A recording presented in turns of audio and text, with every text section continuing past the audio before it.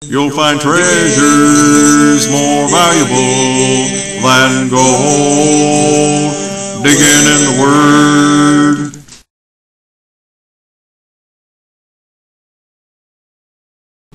Shalom saudara-saudara, saya mau bicarakan bagaimana Tuhan membangkitkan pemimpin dari antara umatnya. Dan sekarang saya bicarakan Efesus 4 ayat 11 dan 12. Dan ialah yang memberikan baik rasul-rasul maupun nabi-nabi, baik pemberita-pemberita Injil maupun gembala dan pengajar-pengajar, untuk memperlengkapi orang-orang kudus bagi pekerjaan pelayanan, bagi pembangunan tubuh Kristus.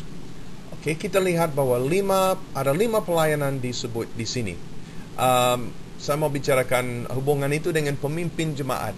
Ada orang yang mengajar bahwa tiap gereja harus ada 5 jabatan ini, dan bahwa tiap di satu semacam panitia untuk pemimpin gereja.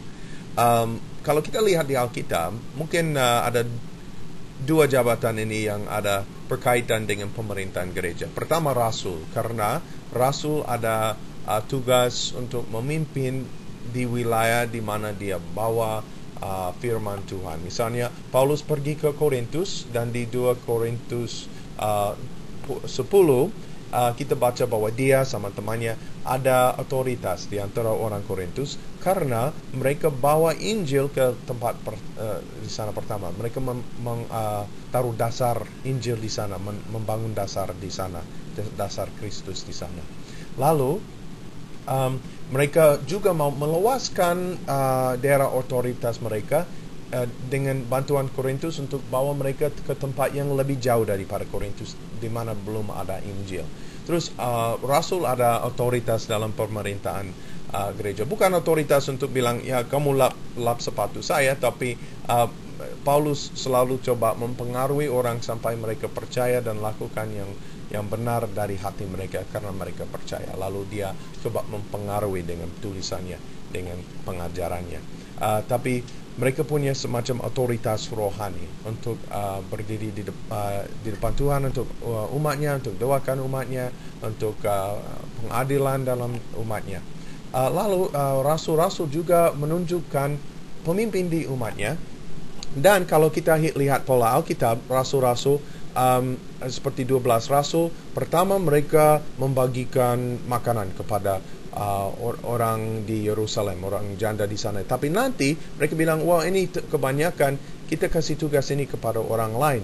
Kita kasih tugas ini kepada 7 orang ini, biar kami bisa melayani firman Tuhan dan bisa jadi saksi dan berdoa, saksi kebangkitan Kristus dan berdoa.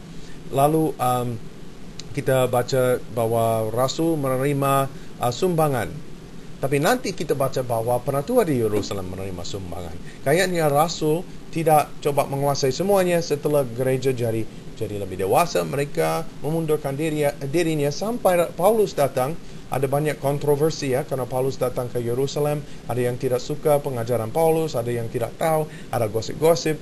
Lalu dia dikirim kepada Yakobus dan penatua-penatua di Yerusalem untuk mereka bicara sama dia dan kasih dia nasihat dan bicarakan masalahnya.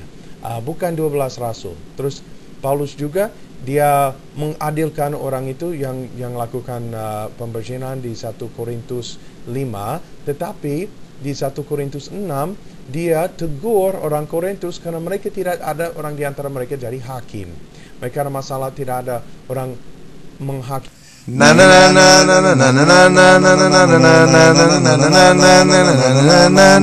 We've got the ball.